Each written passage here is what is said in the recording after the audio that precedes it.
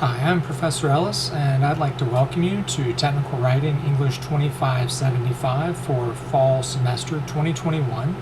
And just to make sure everyone's in the right place, this is for sections OL68 and OL70.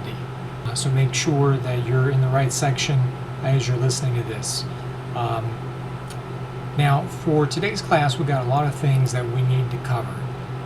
But one of the first things I want to point out before we get into this lecture outline is that it's absolutely important that you take the time to actually watch and listen to these lectures attentively.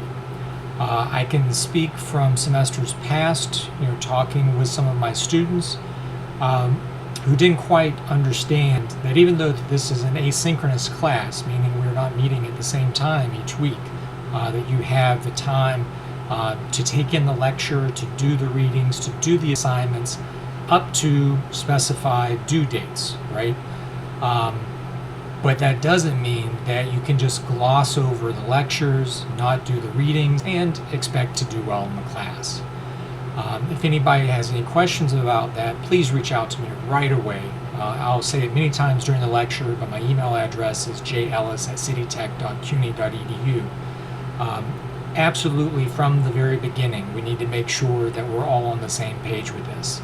That these video lectures are your window into this class. And if you're not actively watching them, and when I say actively, I'm also meaning not just putting in your headphones and doing something else while you're listening to me yammer on. The idea is that you are engaged and focused on just the topics of technical writing and our lecture whenever you're watching them and taking your notes. So we'll talk more about this during today's lecture so that you have a very good idea about what I'm talking about. But let's go ahead and continue with the actual lecture for this week. So you can see here, each week I want to give you an outline of what we want to talk about. And in today's lecture, we're going to pack a lot of stuff in because this is the very first week. We're trying to get off to a really good start. And as we'll talk about more next week's lecture, we're going to have a hiatus for 2 weeks because of the days that there won't be classes scheduled. You will have things to do during that time, but there won't be these regular lectures during those 2 weeks. So we want to make sure we have a good foundation right off the bat. So again, this lecture is for sections OL68 and OL70 of English 2575 Technical Writing. Watch the entire lecture and make notes as we go through the lecture. We're going to talk about how to get connected to OpenLab for those folks that haven't used OpenLab before. Then once we're actually in the OpenLab course site for one of the sections, and you'll find in my lectures I alternate between the two sections to give fair play to both sections of the class. But everything that we talk about as far as English 2575 is concerned applies equally to both sections. Then after reviewing the syllabus, we're going to discuss just very briefly some writing and study skills review that I think will be beneficial to you so that you have a really good framework for engaging the class, understanding some of the main concepts that I'm sure that you've already encountered before, like in English 1101 and 1121 and other writing classes you might have taken. Then I do want you to know a little bit about me so you kind of know where I'm coming from as far as my background is concerned. And then we'll talk about homework for next week, which is going to give you an opportunity to introduce yourselves to me. All right, so let's go ahead and get started. So first off, with note-taking, I highly recommend this system called the Cornell method. And this is basically a system for creating well-ordered notes that you are actively engaged in. Now, the way it works, as you can see here on the screen, imagine this is a sheet of paper. And this sheet of paper is divided with these two lines, one going down maybe 1/3 from the left margin, and then another line horizontally at the bottom portion of the paper. Well, the way this works is as you're listening to me talk or any of your professors talk, if you want to try the Cornell method for your other classes, I would highly recommend it. As you listen to the lecture, there are going to be certain keywords, major concepts. Maybe like the lecture may say we're going to now talk about an assignment. That would be something that you would want to list in this left column where I've labeled it keywords and concepts. Now, as you listen more to those specific keywords and concepts, as I'm talking more about them, maybe giving you details about a particular idea or giving you guidelines for an assignment, well, that's what you fill out over on the larger right-hand side of your page, which I've labeled details, definitions, and delineations. Delineations is like, an outline, breaking things down. And that's what I do in the lectures, break things down. And in this part of your sheet of paper is where you want to list all those things out that apply to the keywords and concepts over on the left. Now, after the lecture's over, you should return to your notes. And on each page of notes, you want to read over them, and then at the very bottom, write a short summary, like 1 or 2 sentences maximum, about what that page of notes is about. Like, what are the main topics on just that one page of notes? And so, like, let's say you took 3 pages of notes for one of our lectures. After the lecture's over, after the class is over, right? You go back to your notes, and for each page, you read over it, and then you think in your mind, okay, what was Professor Ellis talking about? What do I have here on the page? Okay, I'm going to summarize it in these 2 sentences, and do that for each page of your notes. Now, there's several things going on here. One, the Cornell method is encouraging you to be actively engaged in the lecture because you're having to listen, you're writing down main topics that you're hearing, and so it's not something you are passively accepting. It's not like you're binging a show on Netflix, right? That's very passive. You're not engaged in that. But with this kind of lecture, you want to be engaged. You want to be thinking about what we're talking about, what we're working on, and making notes on the lecture allows you to do that. It makes you stay in the moment with the lecture, with those ideas. Another thing that the Cornell method does is it encourages you to return to your notes, because oftentimes, and I'm as guilty about this as anyone else whenever I was an undergraduate, is I would make notes, but then I would never go back and look at them again. I might look at them before an exam, but there were a lot of notes that I took, but I never really did anything with, and a lot of that information that was contained into them, to me anyways, was very ephemeral. It means it floated away. And with the summary section at the bottom of the Cornell method page, this is a moment where you return to the lecture via your notes to summarize. Again, you're being actively engaged in what's going on in the lecture by having to look at your notes and think about what are the main idea for that page of notes, and then summarizing it in a sentence or 2 at the very bottom of the page. And then a third thing, besides that extra layer of engagement, having that summary at the bottom of your notes helps you find things more quickly, because you can focus on that rather than have to, especially if you write very small or you write a lot of stuff very compactly on the page. That summary section allows you to very quickly flip through your notes to find exactly what it is you're looking for. So you can think of it in a sense as kind of like an indexing system as well. So Cornell method, highly recommended. There are a load of different ways that you can be making notes. Okay, so I don't want you to think that you have to use the Cornell method in my class. But if you don't have a real system for taking notes, and the fact that I'm spending so much of our very first lecture talking about note-taking, I think you can probably gauge that I think this is kind of a big deal. And so I want you to be using some method for note-taking, Cornell method or whatever else you might already be using that works for you as you listen to our lectures and work in the class. Because note-taking is absolutely important for being successful in a class.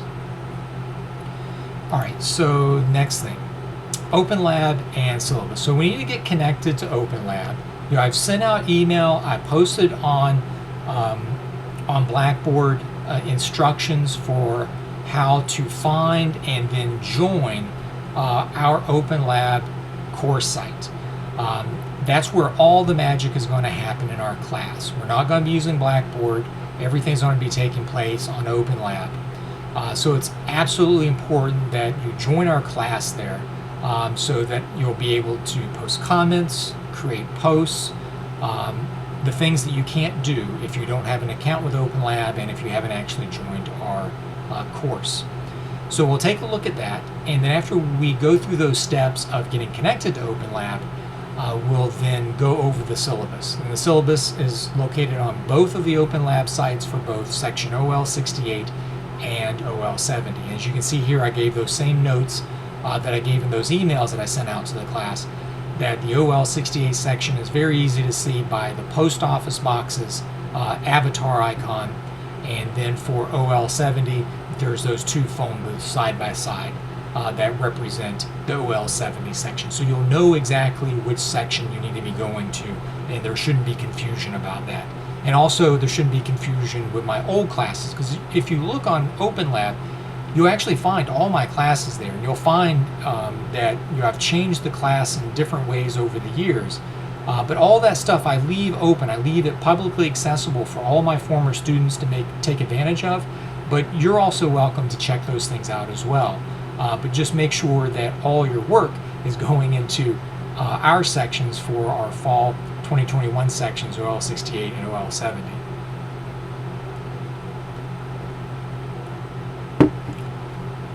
Alright, so I'm going to hop over to OpenLab, and remember, you need to memorize the URL. Very simple, openlab.citytech.cuny.edu. When you first go there, you'll get a page like this where it gives you a prompt to log in or to join the OpenLab. So for everybody that already has a login because you've used OpenLab in another class before, go ahead and log in with your username and your password. Now, if you've never used OpenLab before in a previous class, it's very easy to sign up. You click this icon here for sign up under Join OpenLab, or there's also a sign up button up here in the upper right hand corner. Either way is fine. Now, the main thing about creating an OpenLab account is that this very first page is the most important thing. You have your first name, your last name, account type, you would choose student, and then for CityTech email address and confirm email address, you must use your CityTech email address. So it's also very important, obviously, that you have access to your CityTech email account.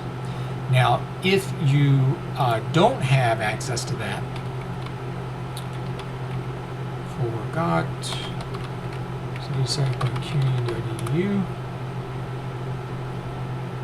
you can go to forgot.citytech.cuny.edu in order to reset some of those passwords for like your CityTech email account with this link here, forgotten password.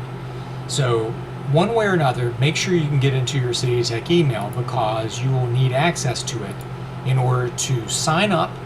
And then once you've completed the sign up process on OpenLab, it'll send an email to your student account with a link that you need to click, which will then verify your email address and then grant you permission to log in to OpenLab with the account that you just created. And just for good practice, I also recommend that when you choose a password, make sure it's a password that you don't use with anything else. Use a password manager. Like on Linux, I use KeePass, but there's a lot of commercial things you can use. There's free things that you can use that are built into your Android and iOS if you have an Apple product. And there's a lot of other apps that allow you to do that. LastPass is a big one. But make sure you're choosing unique passwords to protect all your accounts, so that if someone were to gain access to one of your accounts, they wouldn't be able to access all of them because you have different passwords. Let's see. Public profile details. This includes things like your display name, your major program of study. Now, one thing to keep in mind, like with your display name, it certainly makes it easier for me if I can see your real name associated with your account, but I can understand there's a lot of reasons folks may not want to use their real name for their display name. Whatever the reason might be, you don't have to justify it to me. You can use what you want there, just make sure that it is professional. Don't use something that looks unprofessional, doesn't look good on you. But if it isn't like your real name and you're using a pseudonym or something like that, whenever you email me later for the first weekly writing assignment, let me know what that is.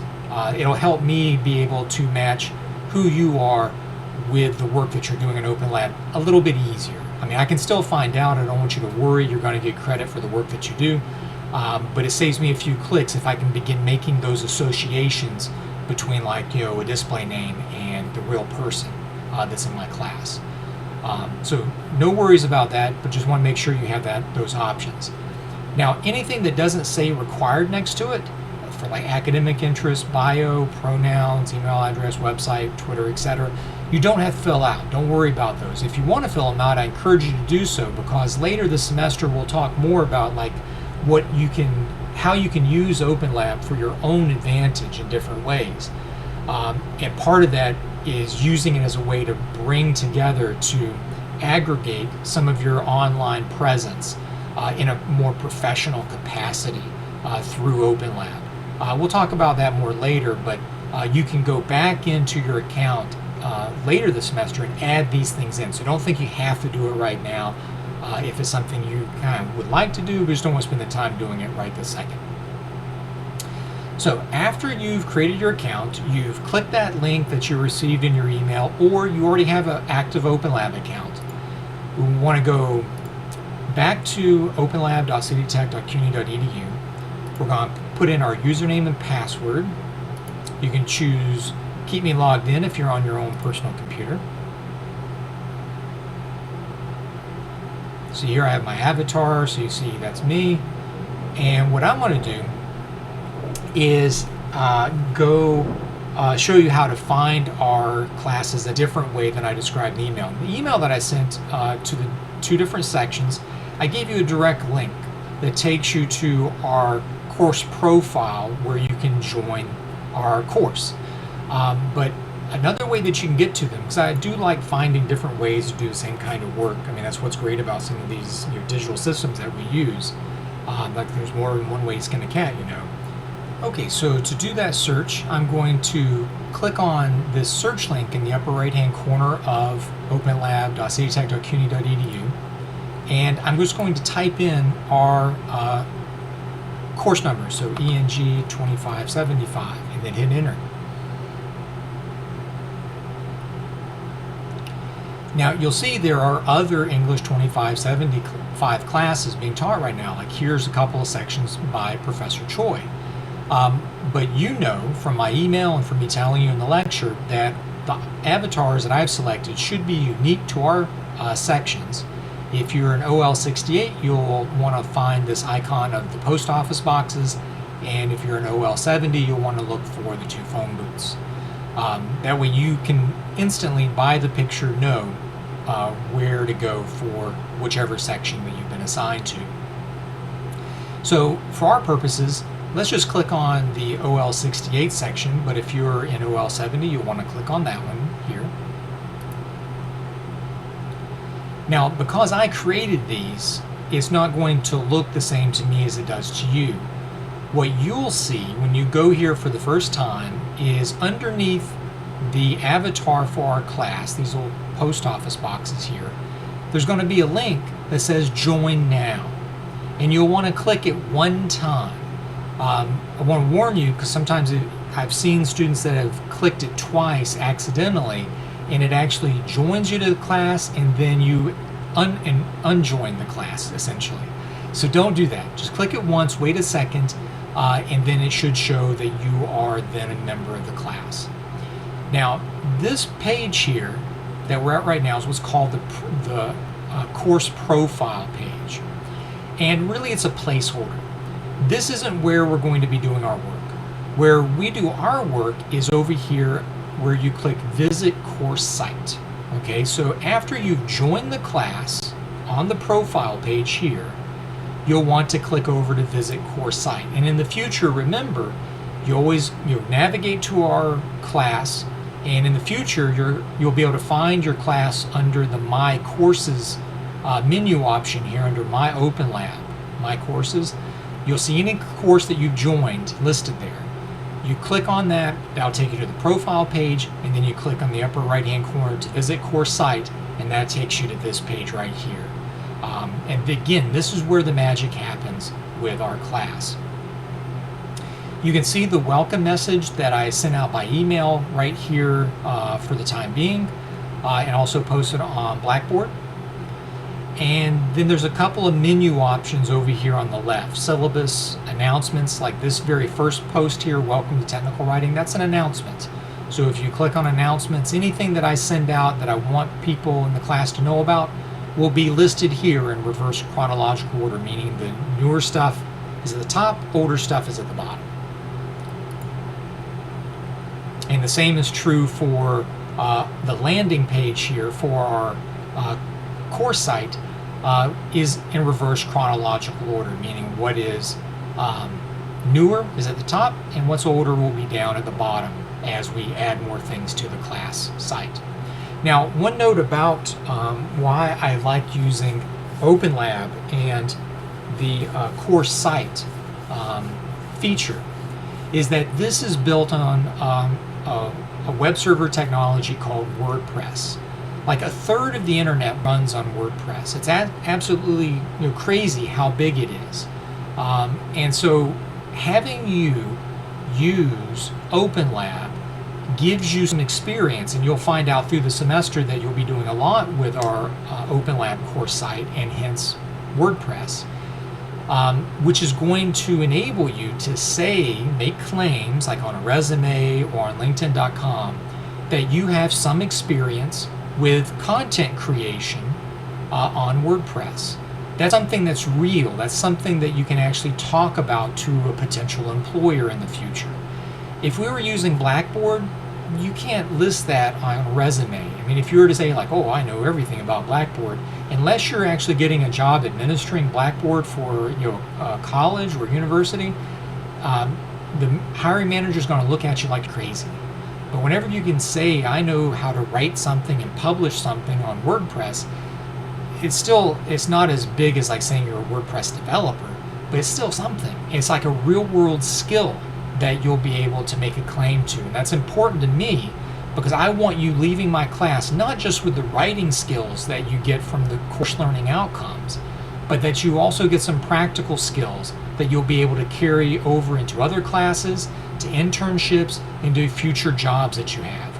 I want this class to be meaningful to you beyond just the educational, the pedagogical aspects that you would be getting from any English 2575 class. I want to go beyond that and have you learning some practical skills as well. That's just the way that I teach the class, and that's the way that I'll be talking about the class in different ways as we move through the semester.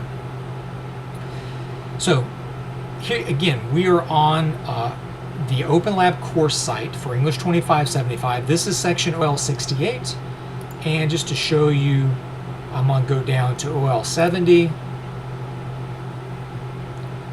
Got phone booths there. There's a course site. Everything's the same except for the avatar is different. That way that you know you're in the right place. Make sure you join the right section. You need to be turning your work in the right section. If I see you in the wrong section, I'll let you know that you need to switch over to the other, but please don't do that. You guys are all professional. You pay attention to details. You should be able to find the right place based on the instruction that I've given you. So let's go back over where we started, OL68, visit course site, and let's go take a look at the syllabus. So I'm just going to click on syllabus over on the left-hand side. Now, the very top of the syllabus is a table of contents that I have auto-generated, so if I were to make any changes, the table of contents will also change based on the headings that I use. And I'm going to show you guys how to do this kind of thing with some of the deliverables, the assignments, the projects that you're going to be turning in this semester. So let's just scroll down. You can see that it's broken down by course information, learning objectives, expectations, required texts, required resources, grade distribution for all the different assignments in the class, all the policies for like late work attendance, required format for papers, accessibility statement, academic integrity, and then finally at the bottom, tentative schedule, which is very important. You'll want to pay attention to that. So we're going to go through it, and I know that this is like the most boring aspect of every class that you've ever been in, but I think it's absolutely imperative that we go over the syllabus together so that not only are you going to be engaging it in a different way than just reading it on your own, which you should do, in addition to us talking about it right now, because the syllabus is our contract, essentially, for the class. We have to abide by the things that go into it. I can't like add some big assignment and reorder the grade distribution. That wouldn't be fair to you. That's why I put it all in writing in the syllabus, so up front, you know what you're getting into. So you also have the decision to make if you want to stay in the class or drop and switch into a different professor's class. I hope you'll stay, but I do want you to know up front what our class is about and what work is required of you. So again, technical writing, ENG2575. This is section OL68. It's exactly the same for OL70. Fall 2021, online asynchronous. And again, that just means that we're not meeting regularly. I will post our lectures every week on Wednesdays, but essentially from Wednesday until the next week, you can watch the lecture whenever you have time to, and also do the work as you have time leading up to a due date. Usually like smaller assignments, like weekly writing assignments, are due before the next class. And then the larger assignments, I give those due dates on the tentative schedule.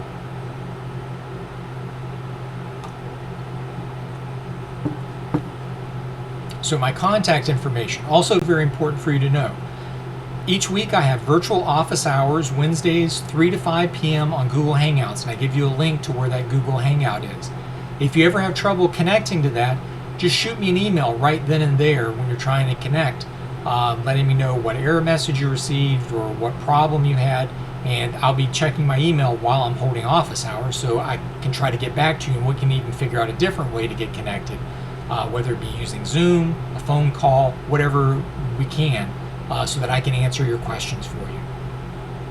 Now you can see here, I also do office hours by appointment, because I know not everybody has this available time each week to meet. So whenever I say by appointment, what I need you to do is send me an email and let me know what your availability is for like the next 7 days. And when I say availability, that means times and days that you have free that you and I can talk. I say 7 days because I also have a busy schedule with not just my teaching, but also meetings that I have to go to for the school, other life responsibilities that I have. So I need as much availability from you as I can get to try to find a time where we can both meet. I'll pick a time based on what you tell me and get back to you and say, let's meet here, and then I'll give you a link to the Google Hangouts, or if we decide a different way to meet, we'll do that as well. So I encourage you to take advantage of my office hours, whether it be the normal Wednesday 3 to 5 p.m. or making an appointment with you. You can also email me with any questions you might have. And again, my email address, and I'll repeat this many times throughout the semester, is jellis@citytech.cuny.edu. It's in lots of different places. It's even on the sidebar over here on our OpenLab course site. You can see your virtual office hours, Google Hangouts, and my email address. I've had students before that for some reason don't enter the correct email address. I don't know why. I put it in lots of places, so make sure you are using the right one if you need to reach out to me.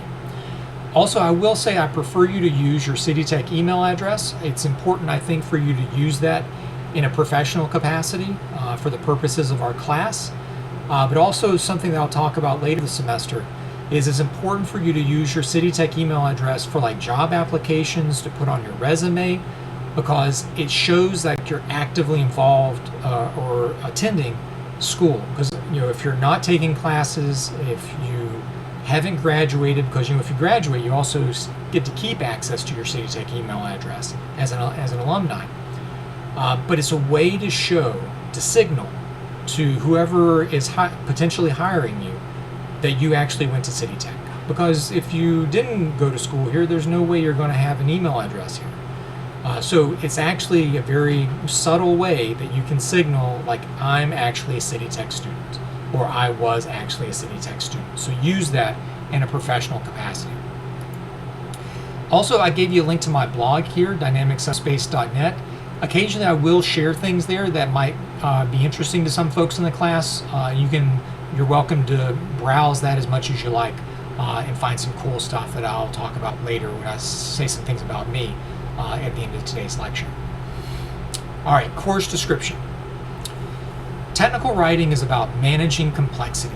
It is about providing the right information in the right way for the right audience at the right time. It is about communicating technical ideas using sound rhetorical choices and synergistic modalities, for example, woven, or written, oral, visual, electronic, and nonverbal, while maintaining the highest level of professionalism and ethics. In this class, you'll have invaluable opportunities to learn the theory, skills, and heuristics, or shortcuts, of technical writing through projects relevant to your degree program, and you will develop a set of documents that you can include in your professional portfolio. Again, that last point, everything in the class should be geared towards how you can make use of the work you do in our class in the other things that you're doing at City Tech, when you go out to look for an internship, when you are going out on the job market, etc. Think about how you can leverage the assignments in our class to show off what you know, okay? Don't think of the assignments you do in our class as like you just do it and you're done and you forget about it. If you're doing it that way, you're wasting your time. Certainly you're going to be gaining some experience from doing that, but why not let these assignments serve double duty so that you're learning things, learning skills, learning ways of doing things, as well as leveraging it to get something more, such as to get an interview for an internship or a job. Now, let's take a look at the learning objectives and prerequisites. And this is a link to the English department's website and a PDF that's there for English 2575. I'm opening that in a new tab. So these course learning outcomes are what have been approved by the college for every English 2575 class. So that means whether you take my class, Professor Choi's class, or anybody else's class that's teaching technical writing at City Tech, you will be learning these same things. Now, the way that each of us teach these things can be a little different, and we might be teaching you more than this, but this is the baseline for any technical writing class. And so I'm going to let you read over this on your own, but you'll find as you look over this that all of our assignments track to these required assignments and what they're described as on our syllabus. So everything here maps over to what's on our syllabus. But you can also use this as another way to gauge whether we're staying on topic with what's in the course learning outcomes. And I'll assure you that we are. But this link is there so you can download this and read this on your own. Now, something that I haven't done in past semesters since we started going online, but that I've learned and I've had to communicate in different ways in my previous online classes, I've brought together, I've aggregated into this section that I've added to the syllabus this semester. And I call this Expectations of Students in an Asynchronous Class. These are things that I'm expecting you to do in order to be a successful student in the class. They're the things that I think you ought to be doing in order to be doing well in the class. That if you're not doing these things, more than likely you're going to be hurting yourself, and worse, you might be hurting your teammates. Because as you'll find as we go through the syllabus, there's a lot of the class that's required, again, from the course learning outcomes, that have to be based on teamwork. So even though we're not working synchronously, we're working asynchronously, you still have to be able to find ways to work with others when you're not necessarily all able to meet in the same place at the same time. So let's go through these expectations. First, Classes require investment of time, energy, and work for successful learning and skill building. At a bare minimum, this is a 3-credit-hour class, which means the time that students should devote to watching lectures, taking notes, asking questions via email or office hours, and completing weekly assignments should be about 3 hours per week. So imagine we were still meeting in person rather than asynchronously, and this would be a 3-hour class. You would be sitting in a classroom listening to me talk and doing work in class for 3 hours per week. It could be one 3-hour long class, or it could be 2-hour-and-a-half long classes. Well, even though this is an online class, that doesn't mean you're off the hook for those 3 hours of regular work that involve lecture and involve the smaller assignments that you would normally do inside a classroom. So you need to make sure you're setting aside time at a bare minimum to use those 3 hours for lecture watching, note-taking, and doing the weekly writing assignments that I give you that you would normally do in class. Now, what about homework? Well, that's obviously something you do in addition to the 3 hours that you would normally be meeting in class.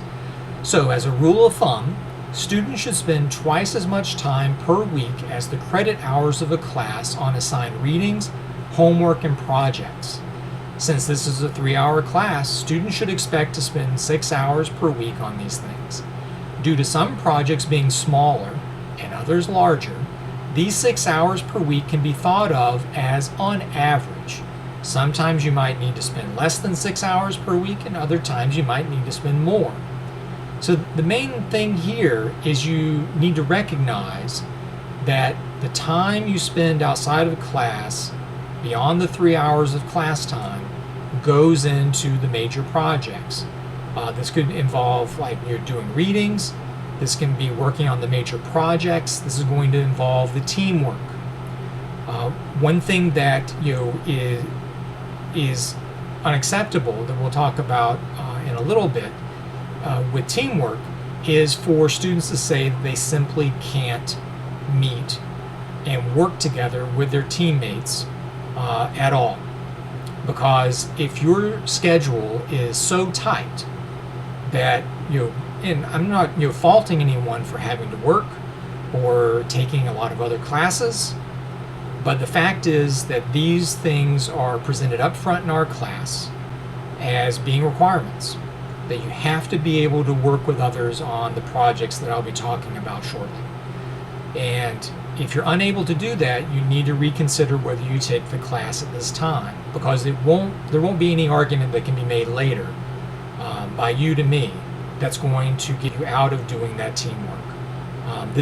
I talk about this now because I've had students that have gotten into very bad situations and later in the semester as a result of this.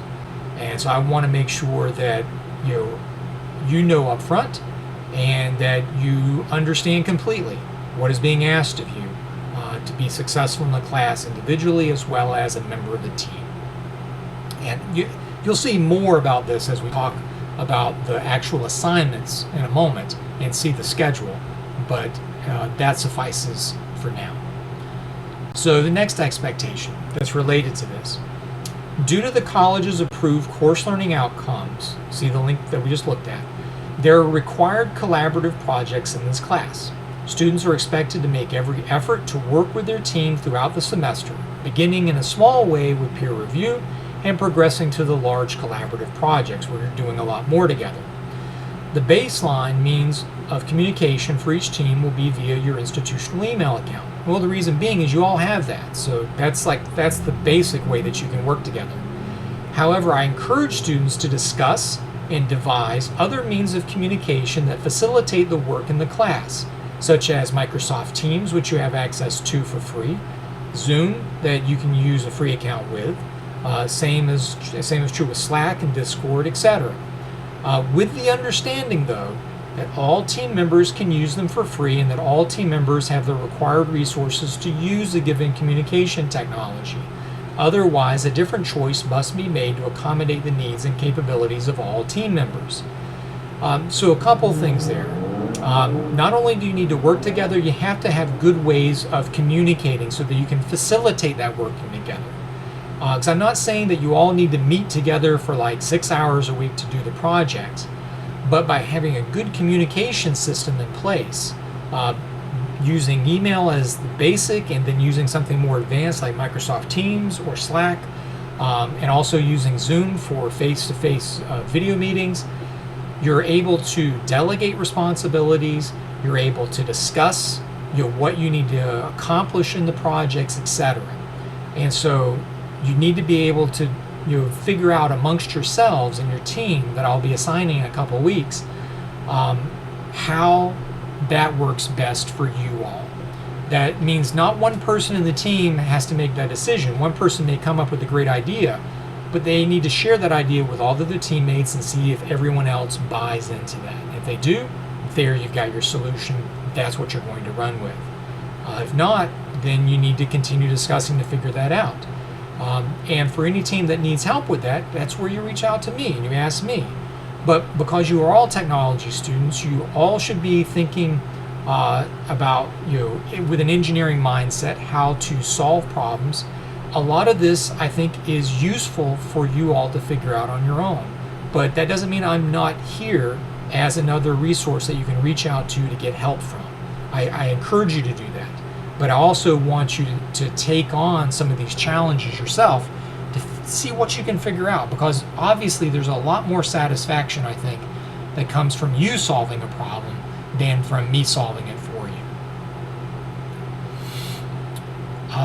Next expectation. Each student should be meeting deadlines on assignments and following through on all team-based responsibilities, volunteered or delegated. But in the event that you can't follow through on something, you should email me and your teammates about the situation. While all situations don't have to be explained, such as if you have a personal emergency, you don't have to give us like all the details. That's not at all required. Just say you have a personal emergency. That's enough said. Each communication about not fulfilling a responsibility should, though, include concrete and specific ask. You can say, may I have this much extra time? May I deliver this file to you by this date and time, etc. The idea is like to show like that you can do it or that you want to do it, but you need like that extra buffer of time. Or if you simply can't do it because something has totally derailed things, obviously you need to communicate that as well. But whichever is needed, politeness, for example, please and thank yous, and professionalism, being collegial, meaning working together, respectful, being clear about what's wrong, what you need help with, etc., can go a really long way. Okay. And then finally, no one should suffer in silence in our class. Okay. Put another way, communication is key to your success in the class. Students should email Professor Ellis or visit weekly office hours to discuss the class, assignments, and teamwork. Especially considering the collaborative work, it is imperative that each team keep Professor Ellis, me, in the loop about any challenges or problems within a team so that I can arrange an intervention. Additionally, maintain communication with your teammates about your availability, completing tasks, asking questions, etc. I mean, one of the easiest ways that you can derail a good progress in your team is to simply ghost your team. Don't do that.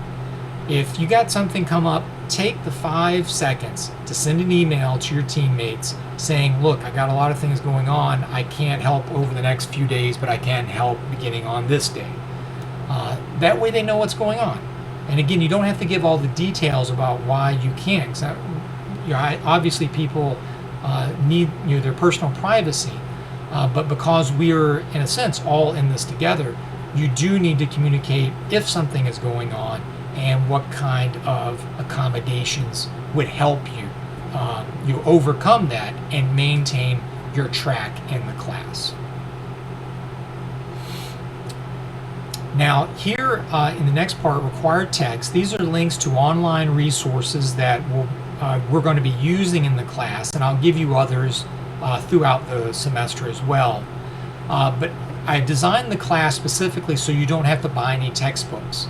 I like having my classes zero textbook cost, using freely available resources that I think have a very high value in terms of the content that they have available. So all this stuff is the best resources I can find for like a general technical writing textbook by David McMurray, to using Purdue OWL, their professional technical writing section, as well as their IEEE style section, and then other guides that are useful for using IEEE.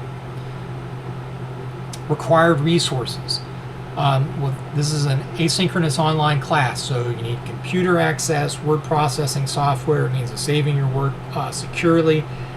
We will be using Google Drive a lot this semester, so you do need to have a Gmail account or a Google account. It doesn't have to be one that you normally use. You can make a new one just for our class if you don't want to mix these things together, if you already have a Gmail account for your personal use. I do recommend that you have multiple ways of saving your work.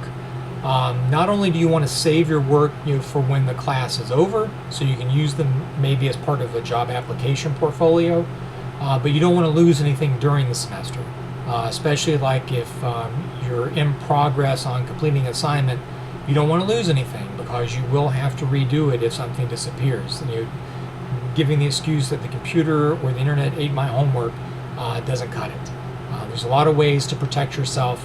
And if you have any questions about that, that's another reason you come to my office hours. I'll be happy to help you strategize that.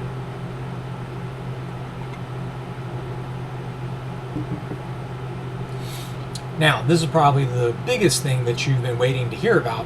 That's the grade distribution. These are all the assignments in the class and how your grade will be split up. So you can see that with the different projects, there are individual components, and there are also collaborative components. That's things that you will be working on your team about. So the first individual part of your grade comes from the weekly writing assignments. And this is basically a writing assignment I give you each week. I will announce it on a Wednesday, and you have until the following Wednesday to get it done before I post my next lecture. So you have plenty of time to work on these, and some of them are usually geared toward helping you build up toward completing one of the major projects. Some of the assignments might be about something general about technical writing I want you to learn. But these will be things that will be introduced once a week, and you'll have that week to complete it. And usually the way that you turn it in, your very first one's going to be by email, but those that come after will be all submitted on OpenLab as comments to posts that I'll create for you to comment on. And I'll tell you all about that in future lectures. The next individual assignment comes from what I call teamwork, collaboration, and communication. Now, there's two parts to this.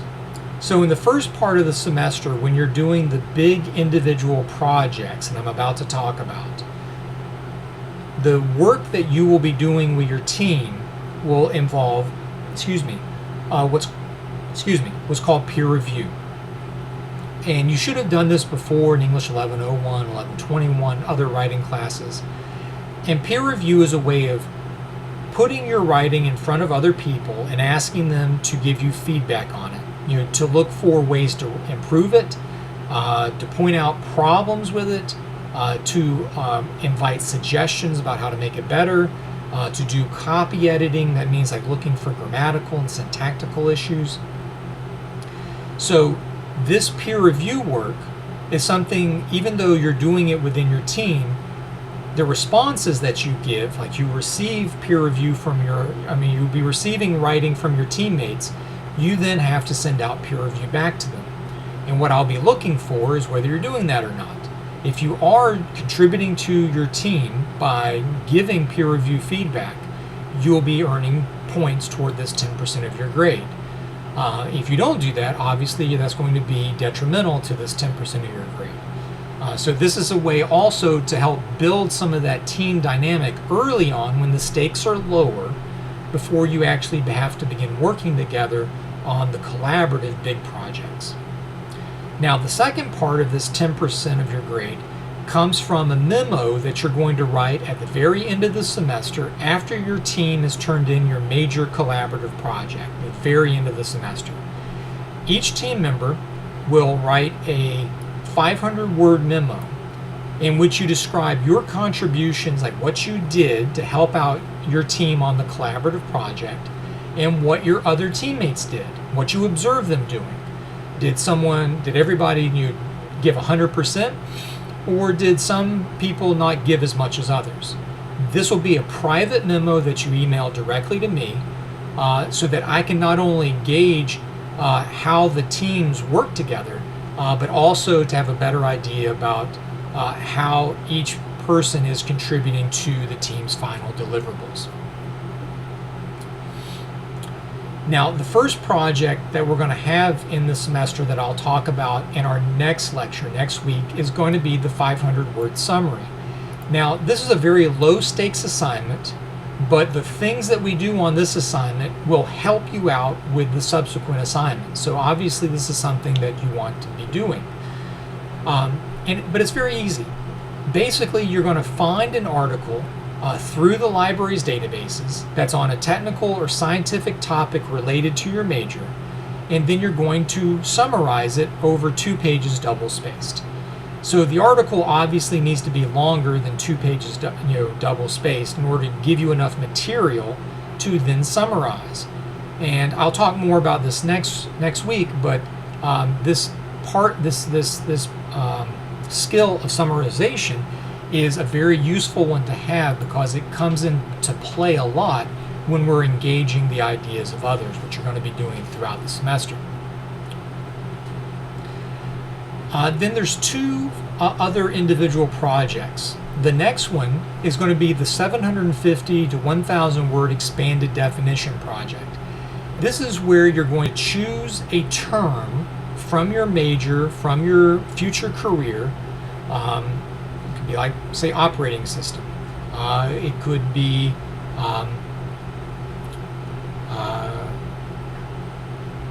double rate RAM. It could be a lot of different terms that are relevant to both software as well as hardware computing technology. You research that term, find out like where that word came from. You'll find out like how different people define it at dictionaries as well as in journal articles, and you're going to discuss how that word's definition, that word you chose, how that definition comes to like how would you represent it yourself in your own words, your own working definition. That would be like the ultimate goal of that project. But this will be a few couple months into the semester when we get to that. And then the final individual major project is a 1,500 to 2,000 word instructional or training manual. It's 20% of your grade. And this is basically you writing an instruction manual about something that, again, it should be something connected to your major, something connected to what you want to be doing for a career. And you will combine your own words with your own images. It could be images you draw. It could be images you use like drawing software on a computer that you draw by hand, take a photo of, your own photos, to create an instructional manual. And I'm going to go through with you like what makes a good instruction manual, what aspects should you include in that, how can you do research to help you develop that. All of that will be in this particular section. But again, all these assignments, you want to be thinking right now, how can I choose something that's going to help me out later on? Okay. Now, another thing I'll also mention, if you've done a similar kind of assignment in another class or made an instruction manual in another class, you can't recycle those things for our class. This needs to be something unique and new that you develop for our class. And as we do some of those scaffolding assignments, those assignments for the weekly writing assignments that help you build up to the actual work of the main project, I think you'll find ways to develop something new and fresh for our class.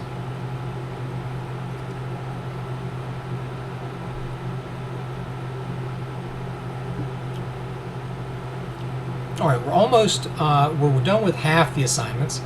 Now the second half comes from the collaborative projects that you'll be doing together, writing together with your teammates. So the main part of it is this 4,000 to 6,000 word analytical research report.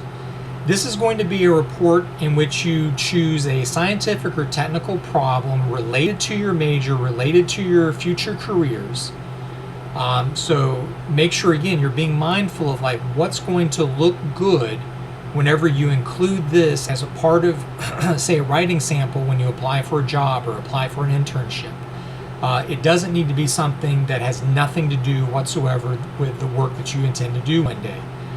One of the biggest that I'll point out right now that you shouldn't be writing about is like, say, COVID-19, because I think looking at the course roles, the class roles, I don't think anybody is doing like any kind of biomedical research type work. So the types of work that you want to choose need to be related to scientific and technical problems relating to computers, to electrical engineering, etc. Now, that doesn't mean that there might be tangents. Like you could write about, for example, a way of data visualization of COVID infections or vaccinations in a geographical area. Those things would work. But if you try to tackle something that has nothing to do whatsoever with your major or your future career, then that's off base. You can't do that.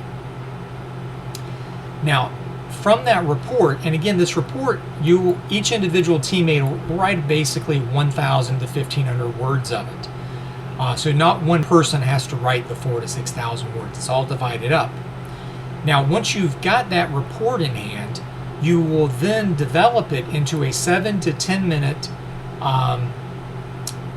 oral presentation, which you'll record on video, and I'm going to show you different ways later this semester how to do that. And you'll put that video up on YouTube or on Vimeo so that you can embed it in our OpenLab site. Or actually on a OpenLab site you're going to make yourself, and I'll show you how to do that. And that's relating to the next part of the collaborative project, a website advertising a product or service responding to the analytical research report. This will be a website, much like our course site, that you as a team will make on OpenLab. It's 10% of your grade, where you'll include a link to your report, you'll embed the video for your presentation, and you'll populate the website with some other relevant information like a list of all your team members, contact information, etc. So you're making a professional looking site for your report. Now again, look over these assignments carefully. If you got questions about them, email me or come to my office hours this week on Wednesday. Now let's go through the policies. So first, policy for late work. Due dates for weekly assignments and major projects are provided on the schedule below. Assignments submitted late will incur point reductions. However, students should always follow my advice to submit something rather than nothing. Okay, always turn something in. The last day that any assignment may be submitted is the last day of class as indicated on the schedule below. If a student knows that work cannot be completed on time, he or she should contact me or visit my office hours so we can talk about it.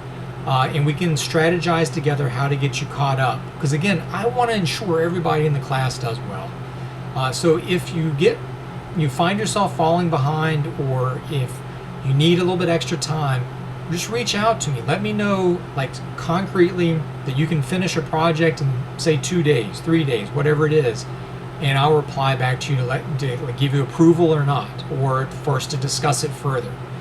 The main thing is keep me in the loop. Okay, again, communication is always key.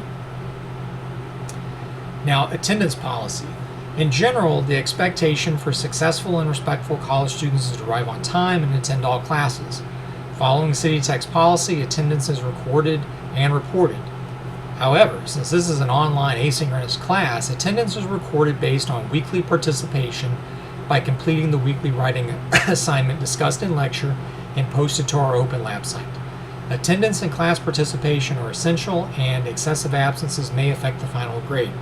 Students who simply stop attending will receive a grade of WU, and unofficial withdrawal attended at least once. So the main thing is that you got to join our OpenLab site, and you need to be doing the weekly writing assignments. If you're doing those things, you're going to be counted as being present. But in what happens sometimes, I've had students that will like work really hard like the first few weeks and then they just stop. Try not to do that. If something comes up, let me know what's going on, and then we can try to find a way to get you back on track, okay? But if I do see students that just stop, I have to give that WU, which, as you know, is probably not going to be good for like financial aid and stuff. So make sure you're doing the work in the class, keeping up, or do your own withdrawal if you absolutely have to. But talk to me first if there's any way that we can keep you on track. Required format for papers and projects.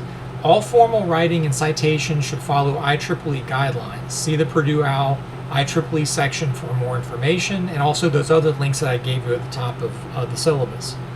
Remember in your research paper that quoting is far more persuasive than paraphrasing, and in either case, your use of other ideas or writing must be properly cited to give credit where credit is due and to maintain your own academic integrity. And I'll say in our class, I prefer you to always do direct quotations. You put the quote in the quotation marks, and then you're going to cite it using the IEEE style. And I'm going to show you some of those things. Some of you are going to have to read and study on your own, but I'll give you the basics. And that's how you'll always be given credit whenever you are using the writing of someone else. There will be times we talk about paraphrasing, but I don't want you to do any paraphrasing yet, because if you do it wrong, it looks a lot like plagiarism. So we got to make sure you're doing it right. So right now, at the beginning, if you are quoting or using someone else's ideas, it always needs to be cited correctly in quotation marks and then cited using IEEE style. All right, accessibility statement, then the college policy on academic integrity, and then we get to the schedule.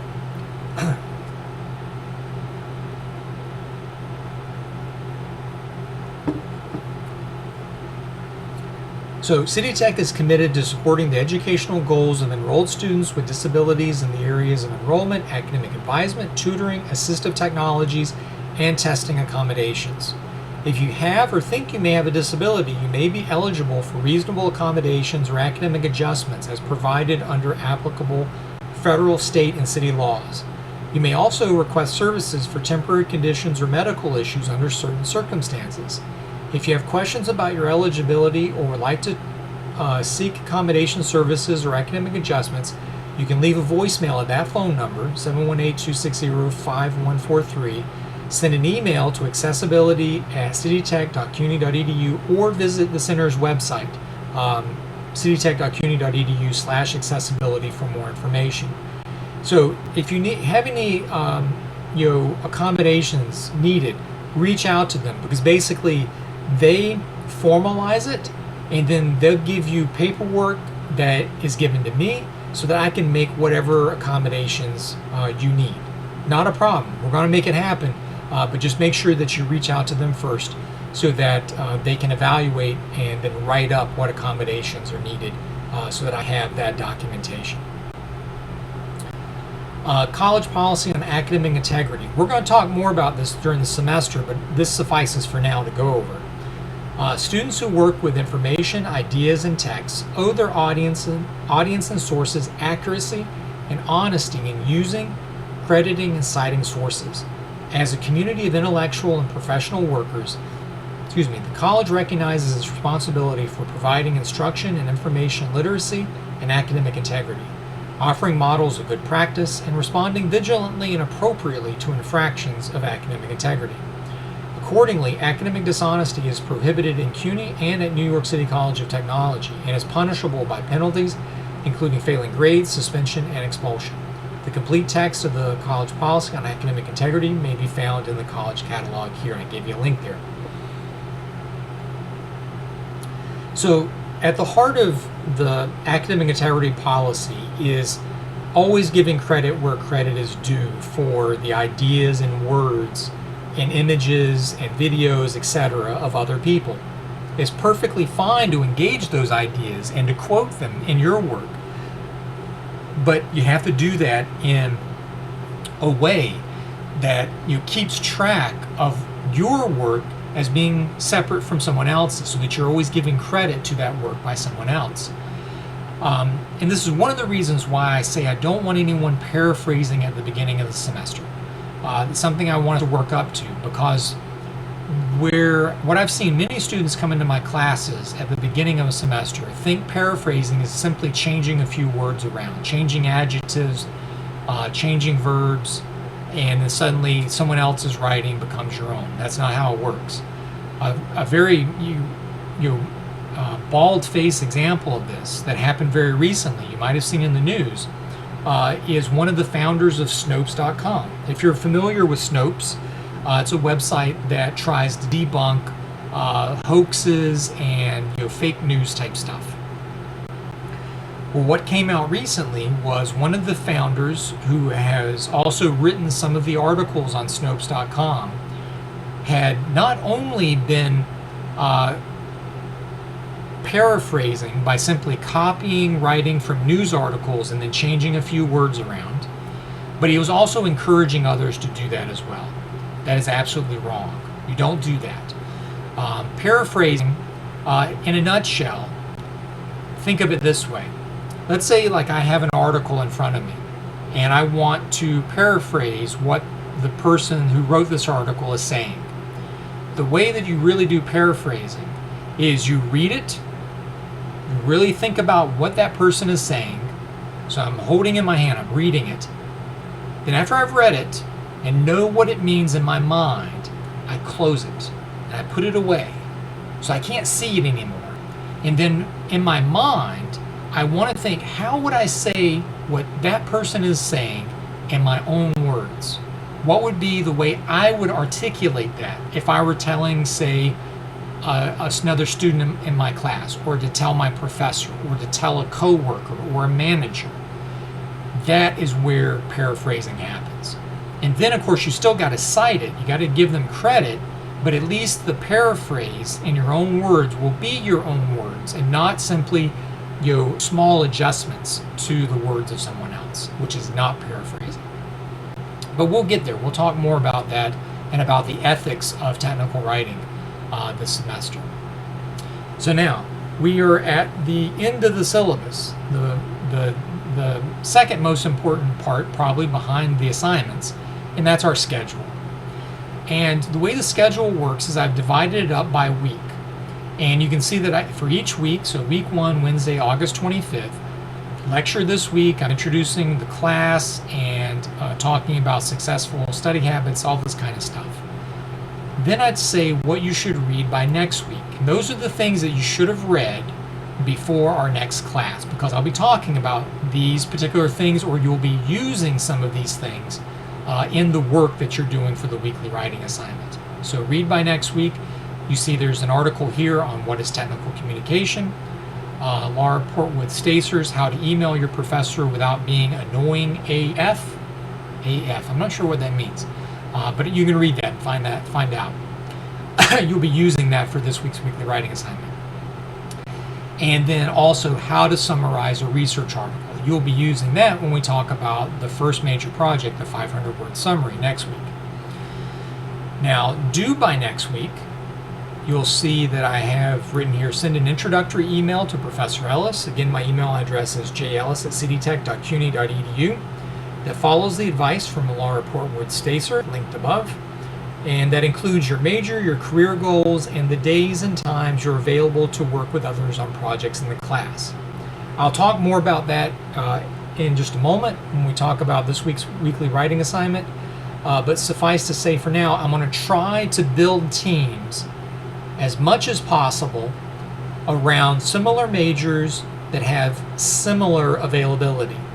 Now, I'll be upfront with you that it will not work out perfectly. It just simply won't, because everybody has such different schedules.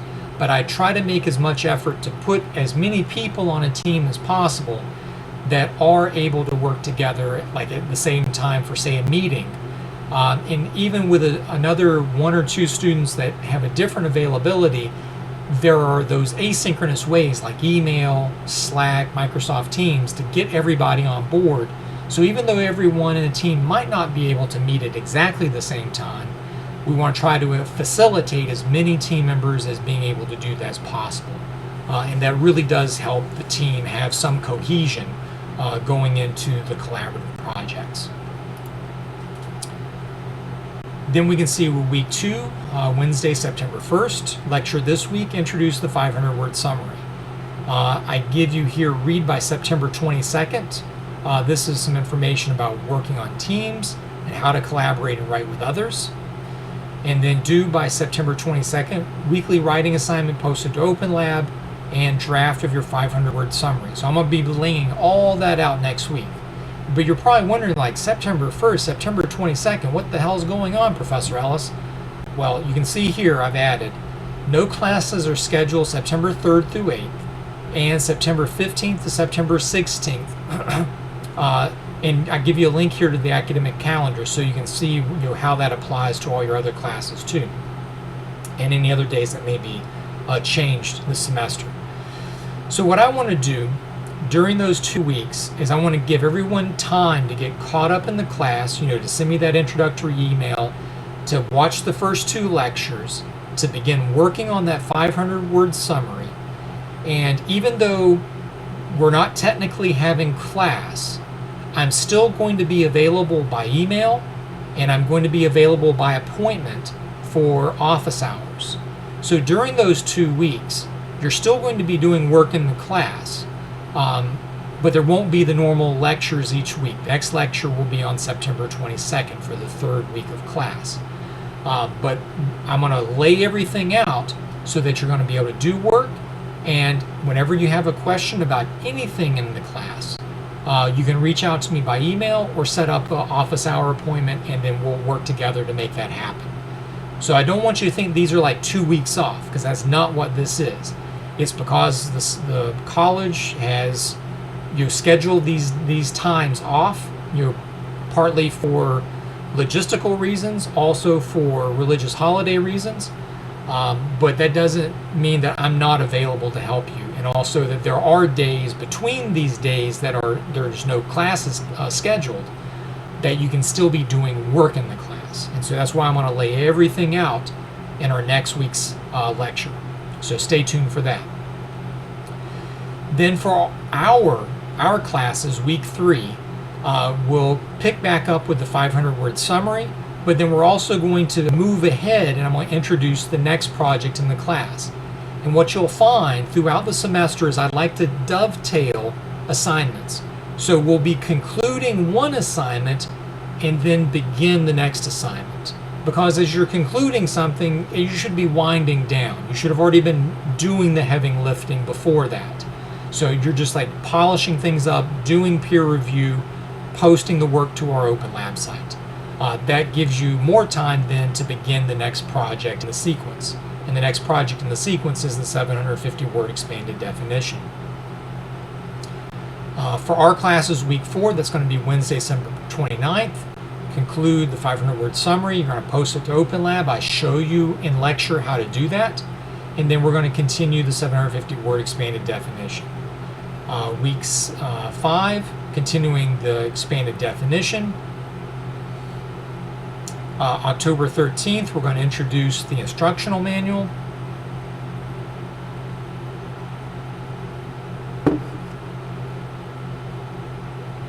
Week 7, continue the instruction manual. Week 8, continue the instruction manual. Then week 9, continue the instruction manual, but then we're also going to introduce the collaborative project. So by that point, your teams will have already been doing peer review together on all the previous individual projects. And I'll explain how to do peer review, so don't think I'm just like throwing you out in the deep end on any of this. I will show you how to do all this in the lecture. That, again, is why it's important for you to watch the lecture so you know what's going on, how to do things. So through those first 8 weeks or so, you should get to know your teammates pretty well. By week 9, when we begin the collaborative projects, that's when you actually begin doing real work together as a team.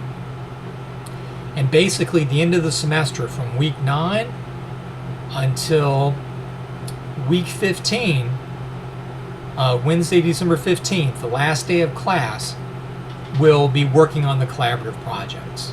And the collaborative projects, again, is, remember, the report, the presentation video, and a website.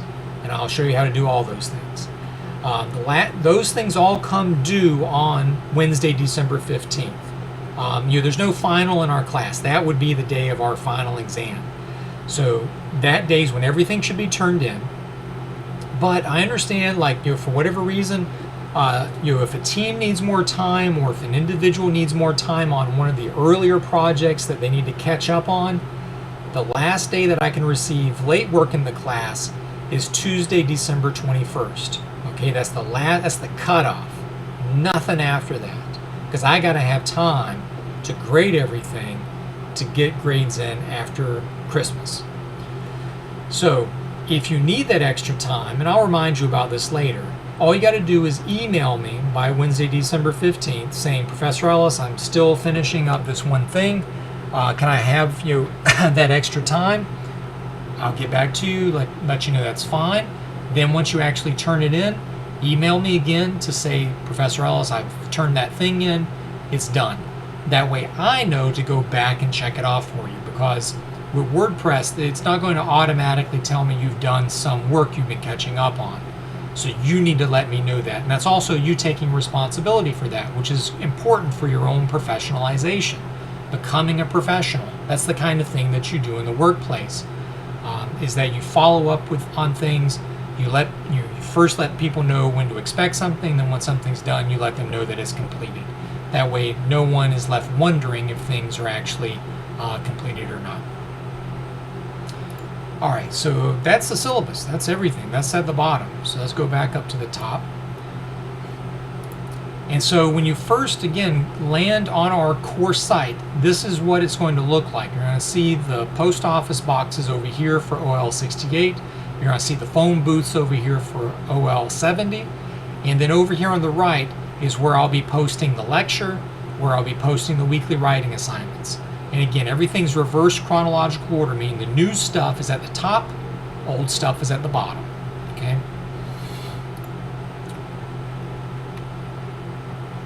Alright, so let's see.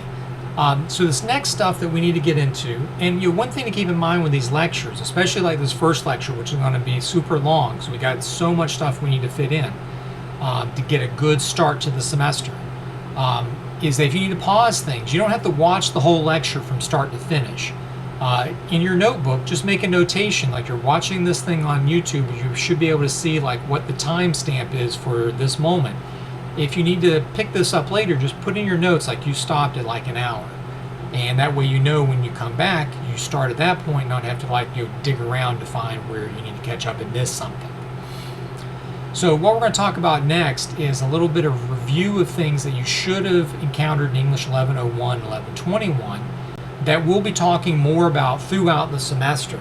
But just to I want to kickstart your brains and have you be remembering and thinking about some of these concepts so that they'll be useful to you with all the work that you do in our class. So first off, some important rhetorical concepts to know. So first off, all communication is rhetorical. And you think about the word communication, this is where you're trying to impart some kind of information from yourself to others. And to say that it's rhetorical means that you're trying to persuade somebody of something else. Now, it doesn't mean that you're trying to convince them that your argument is necessarily right. That can be part of it, but you could also simply be using your communication to cement social bonds, asking how someone's doing.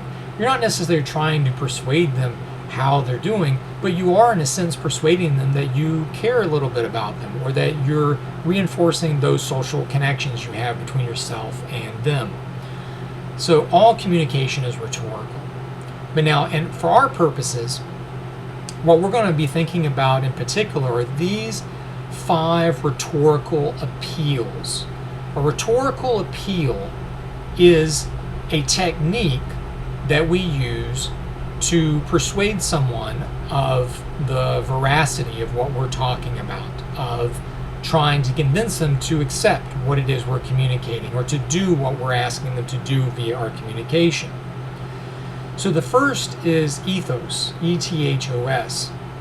Now, with ethos, what we're trying to do is appeal to the credibility of the speaker or the author of like something that's written. That means that you want to be able to show the person that you're the right person to be talking about these things.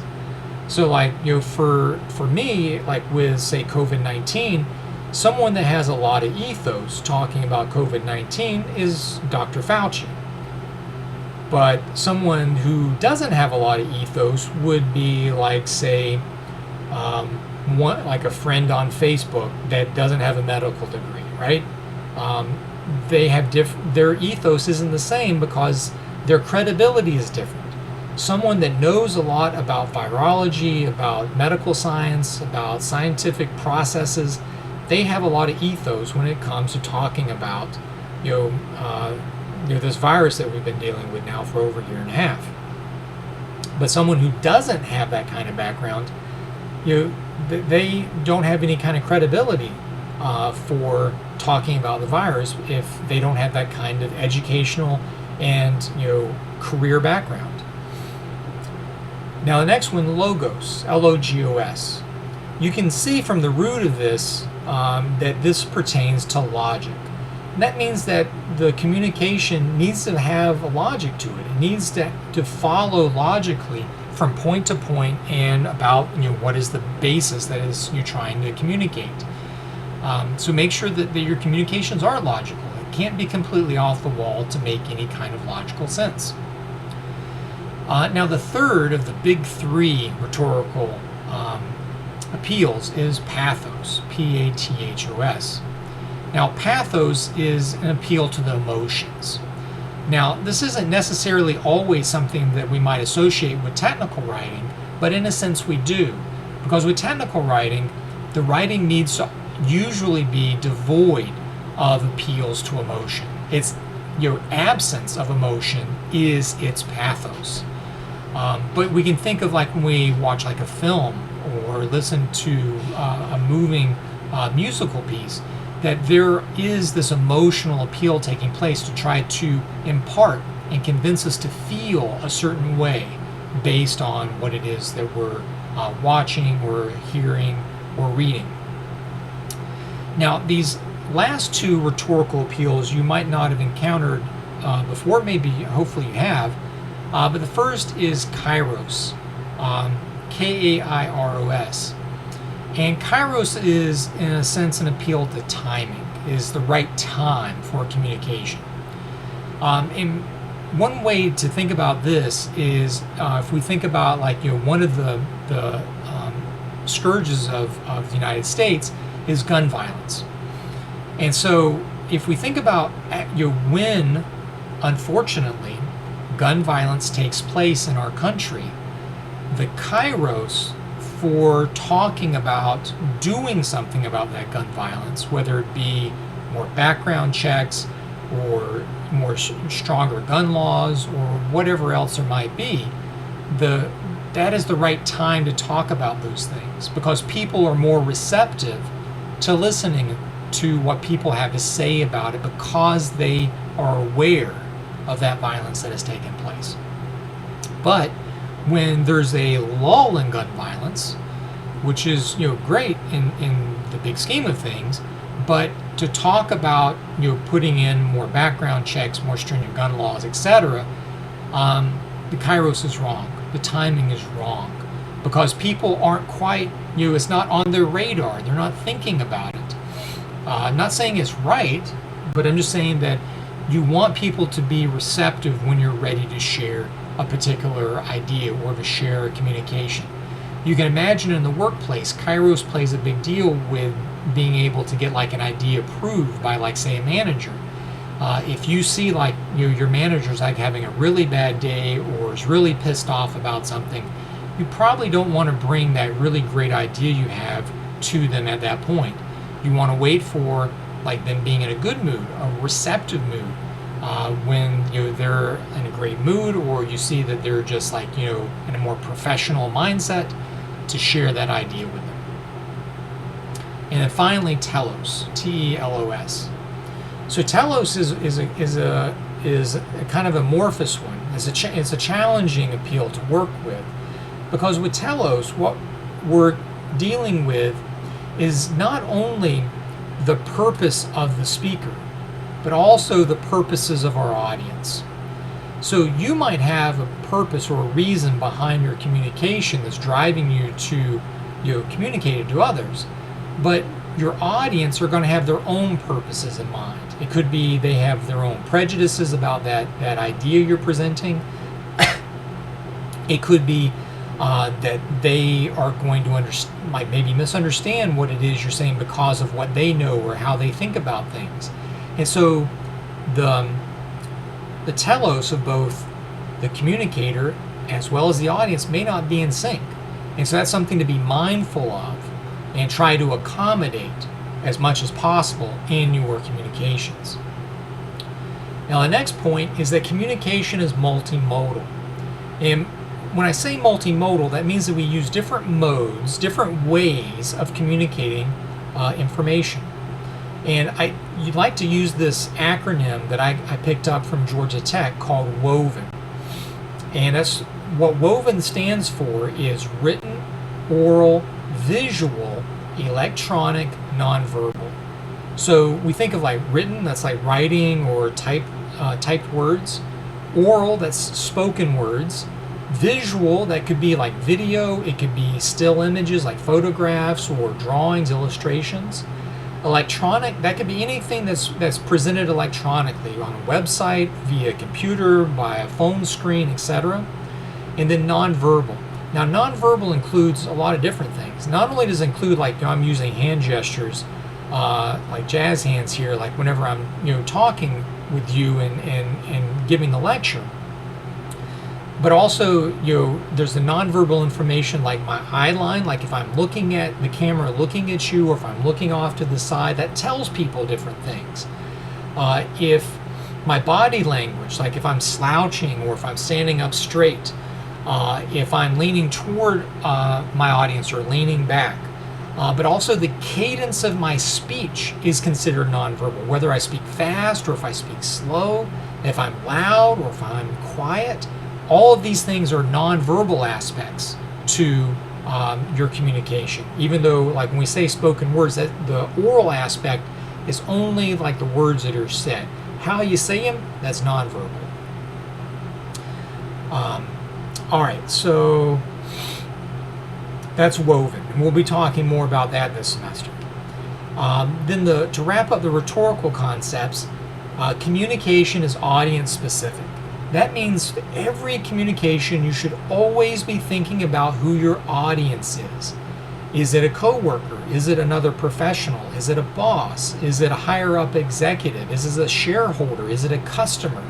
Because who your audience is determines how you should communicate those ideas to them and for their benefit. Because say a coworker is going to have a different background and a different understanding of things and different needs than say a customer does. So if you're trying to communicate the same idea to both audiences, the way you do it is going to be completely different for your coworkers than like your customer base.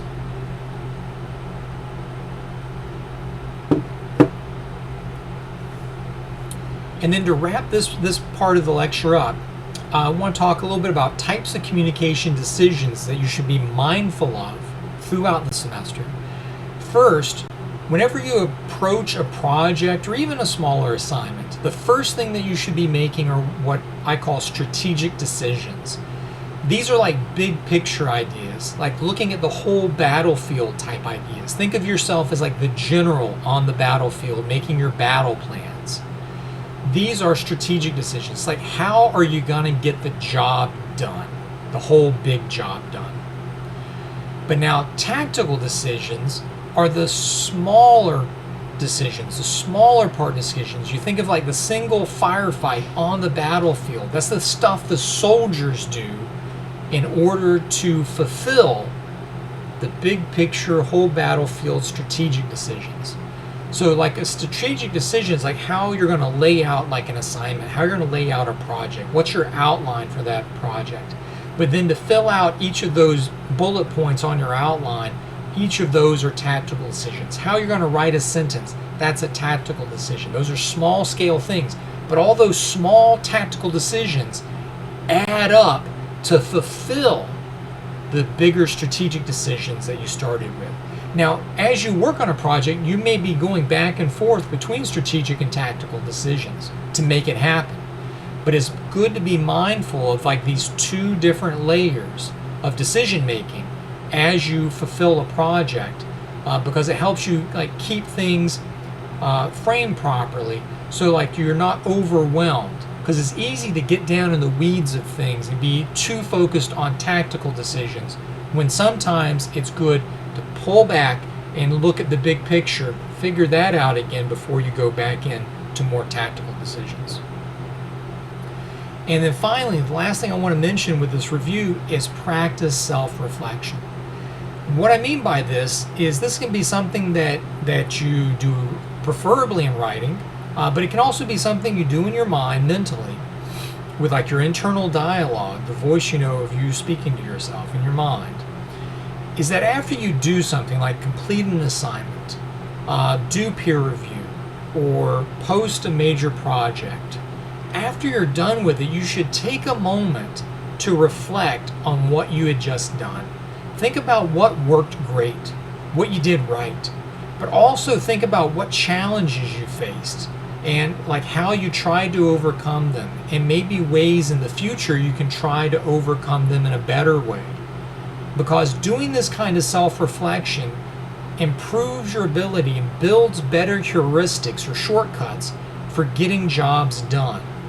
If you don't focus on doing this kind of self-reflection, it's easy for you to, in a sense, not capitalize on the things that you learn while you're actually doing a project. Because there's a lot of learning taking place, but if you don't take time to self-reflect on it, maybe put it in your notebook, write some of these ideas down, or even just simply reflect in your own mind, if that's all that you can do at that moment. It will help you later on do better at these kinds of projects, and ultimately will make it easier for you when you're in the workplace, because that's what we're all building up toward, is getting you ready for that.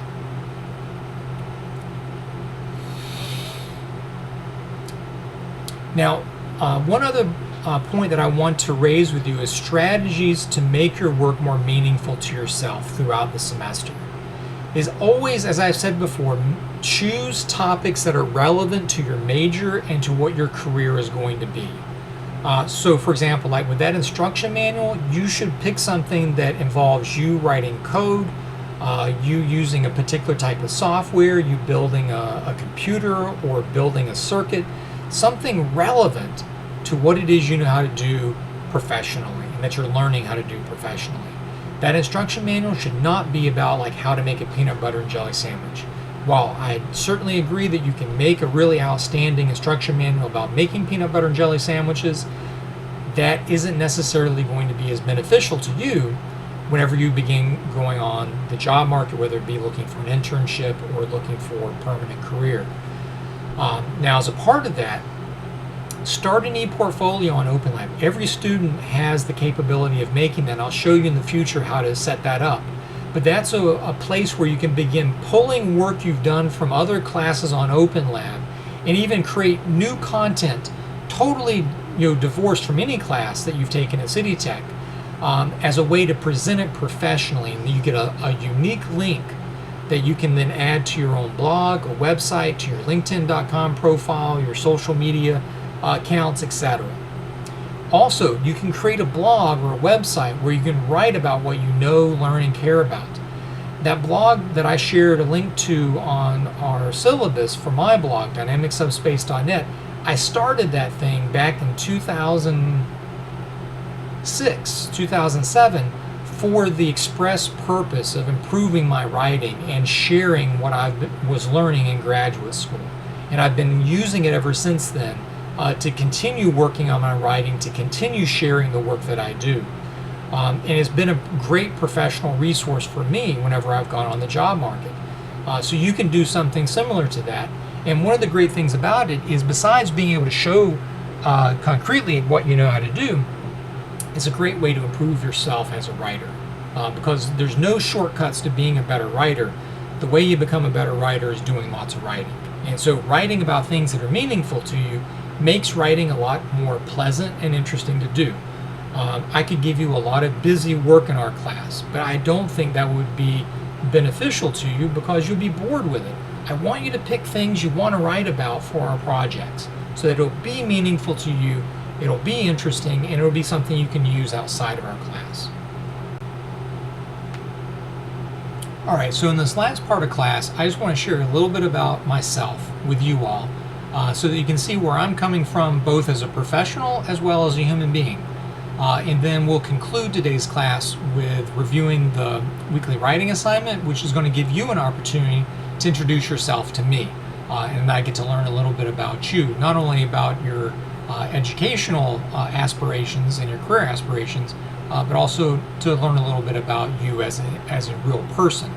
Because as much as we can do that so that we can get to understand and know one another, I think is useful. Because whenever we're meeting in an in-person normal class before the pandemic, a lot of that kind of happened naturally, being able to talk before and after class, for example. But here, asynchronously, online, it's hard to build those types of connections. And I think it's valuable for us to do that so that we're able to work together more closely. And the same is true for you and your teams, is that you'll want to introduce yourself to your teammates later on, so that they get to know you and you get to know them, so that you're able to work together cohesively rather than having some kind of barriers because you just don't know each other that well. So a little bit about Professor Ellis, that's me. I get on the right window. There we go. So I'm originally from Southeast Georgia, Brunswick, Georgia, but this picture is actually taken from where my parents live now in Hortense, Georgia, which is about 30 miles west inland. And you see this house that my dad has been building since I was about 5 years old. So the house is a 40-year work in progress. It's still not finished, and I've put a lot of hours, a lot of days working on that myself when I was younger, and I still do when I go home.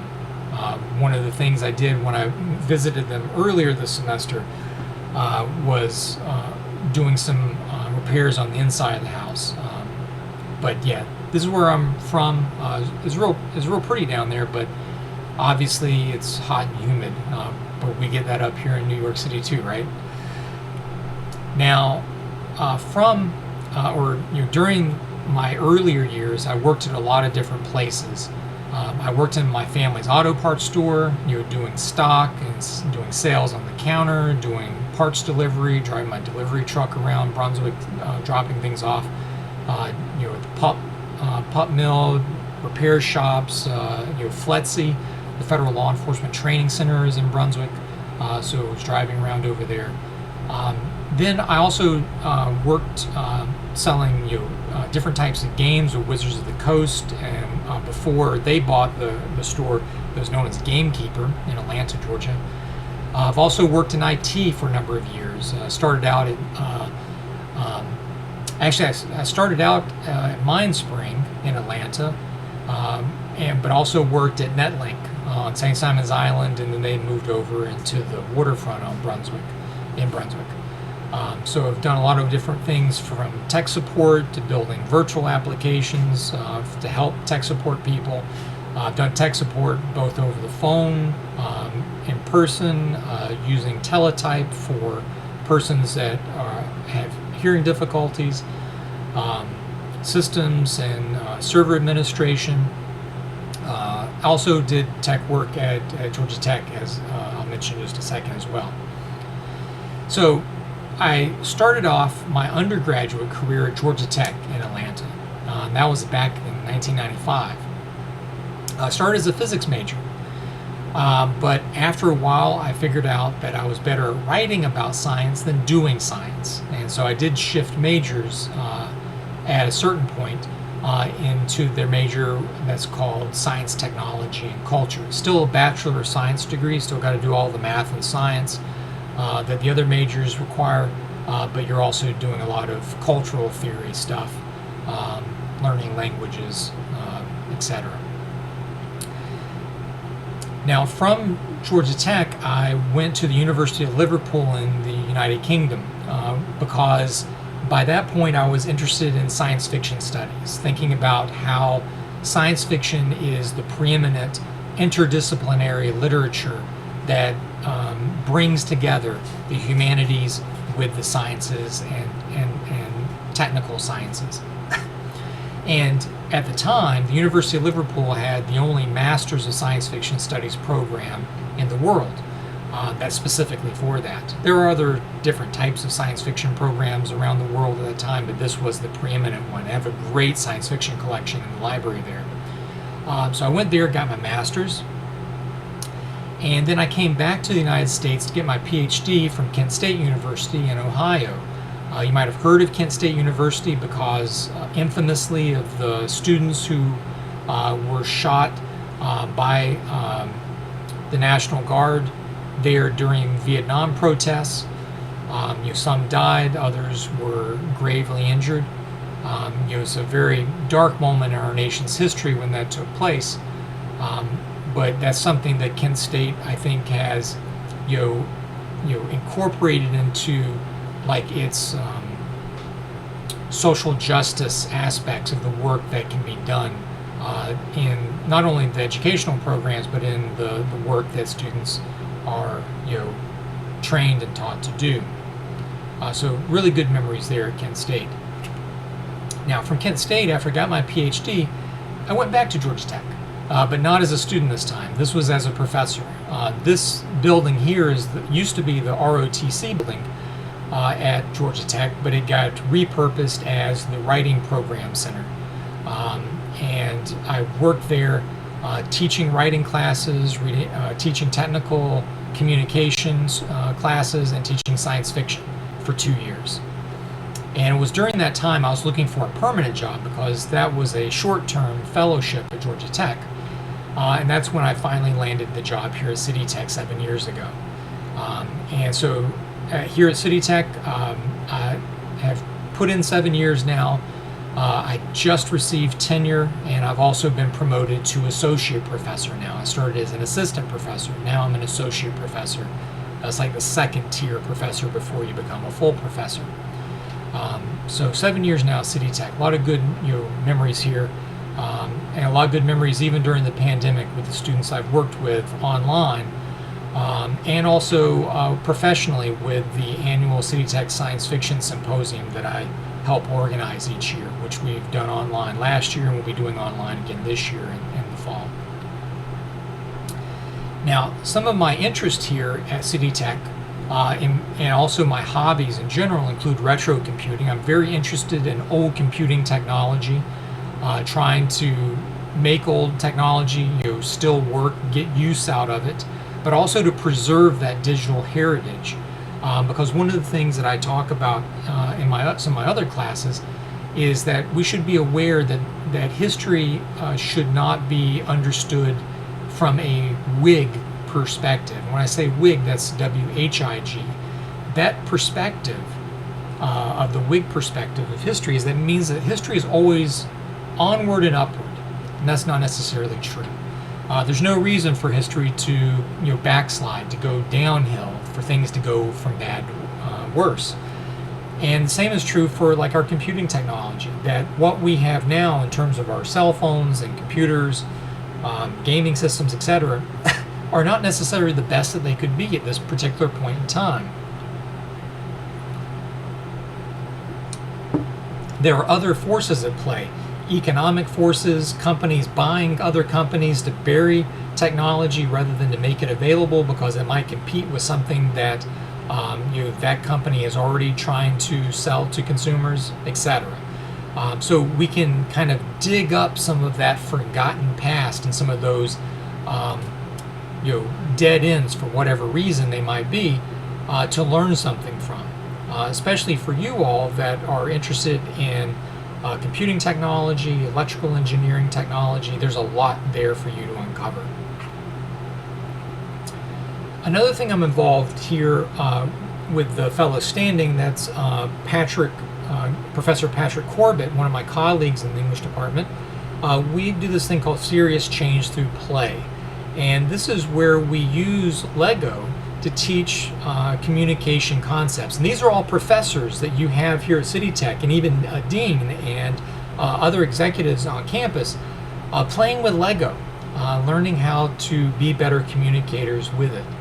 And this is something, when we're in person again, that we can do together. Unfortunately, because of this all being asynchronous and all apart, it's a lot harder to do that. But definitely come by my office hours when we have things fully open back up and we're all fully vaccinated, and the virus is hopefully not as scary as it is now in terms of our day-to-day existence. And we will play Lego together in my office. And that my office also is NAM 520, where I have all my computers, have my Lego, etc. So I mentioned the annual City Tech Science Fiction Symposium, and that's an annual meeting that takes place over a full day. This year is going to be December 9th, I think, where we invite people to come talk about science fiction as a tool for understanding our world and for making our world better. Here you can see the very distinguished science fiction writer Samuel R. Delany, who came to our second symposium a number of years ago. We're going to be having our 6th annual symposium this year.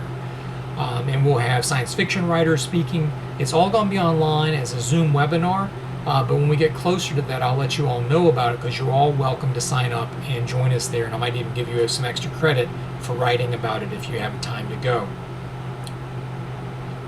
I've also had some opportunities here in the city to speak here. You can see Neil deGrasse Tyson, distinguished astrophysicist and director of the Hayden Planetarium at the American Museum of Natural History in Manhattan. He invited me to talk about science fiction and society on his Star Talk radio program back in 2019. I am married. This is my wife, Yufong. This picture is actually taken on Lake Geneva in Switzerland. She has a PhD in post-colonial literature and theory. We both got our PhDs from Kent State. And we share our life with this little guy. This is our tuxedo cat named Mose, after Dwight Schrute's silly cousin on The Office. We live in our small apartment with him, where he likes to do cute things like this, and I think we all try to lift each other's spirits, particularly now during the age of COVID. I'm a lifelong Star Wars fan. You can see me here in 1983, my birthday party with a Darth Vader cake. I'm wearing a Jabba Hutt t-shirt. So big Star Wars fan. I actually talked to Neil deGrasse Tyson about my lifelong love of Star Wars on his radio program. As I mentioned before, I like Lego not just as a tool for teaching communication, but also like building it on my own. This is a skate park model that I built with 2 half pipes and some rails for sliding. So Lego is something I think is a neat way that we can express ourselves, not only visually, but also in 3 dimensions, haptically, using our hands to manipulate objects in 3 dimensions, like sculpture, but using the brick as a medium.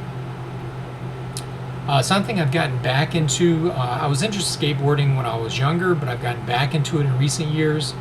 I think there's a lot about skateboarding culture that I think is not only interesting both from just simply getting out and grinding and skating perspective, but also the history of skateboarding is something I'm particularly interested in now, that I'm studying and wanting to do more writing about.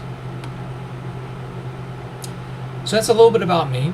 And so now let's talk about your first weekly writing assignment. So again, if you look back on the syllabus, remember for this week, I'm going to go over to our syllabus. And I'm going to go down to week 1. So before our next class, you have these 3 readings to do.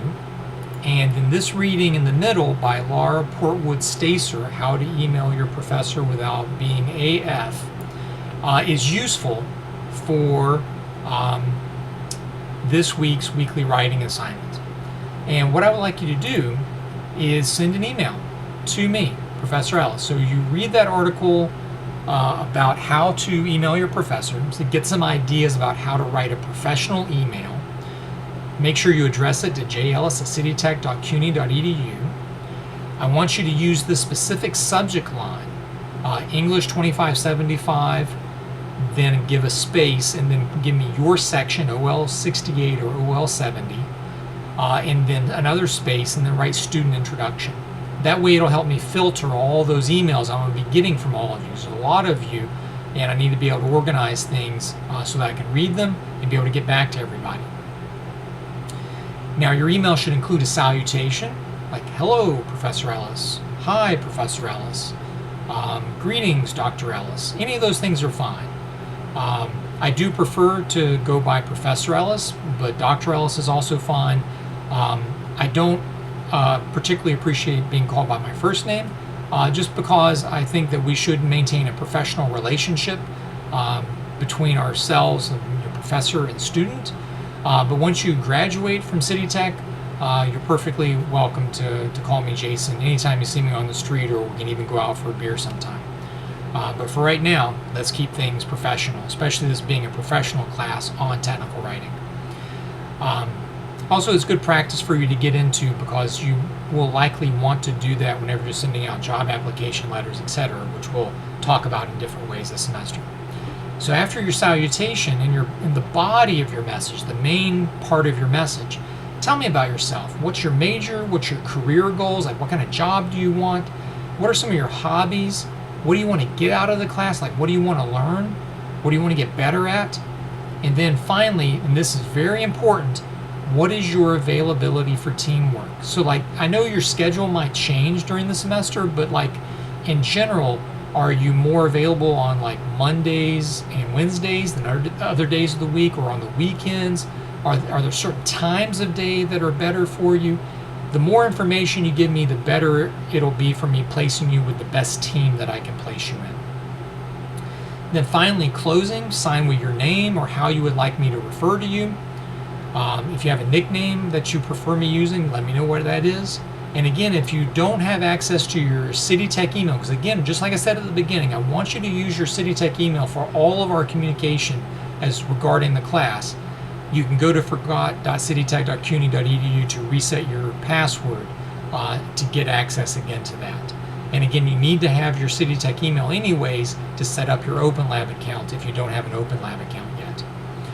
So before next week, you need to get set up on OpenLab, join our OpenLab course, go to the course site so you can read over the syllabus, find this lecture, and then of course there'll be this weekly writing assignment. I'll type this up and get this posted also on Wednesday, so it'll be on our OpenLab site. So you'll see always each week the lecture, and then the weekly writing assignment, and any other announcements that might be important. So all that'll be on our OpenLab site. And remember, at any point you got any questions about the class, email me, jellis@citytech.cuny.edu, or come to my office hours. There's links on that email I sent you, on our OpenLab site, on the menu bar on the left of our OpenLab site, for the Google Hangouts on Wednesdays 3 to 5, or by appointment. And all you gotta do for an appointment is just send me an email and let me know when you're available for like the next 7 days. And I'll figure out how to make that happen, okay?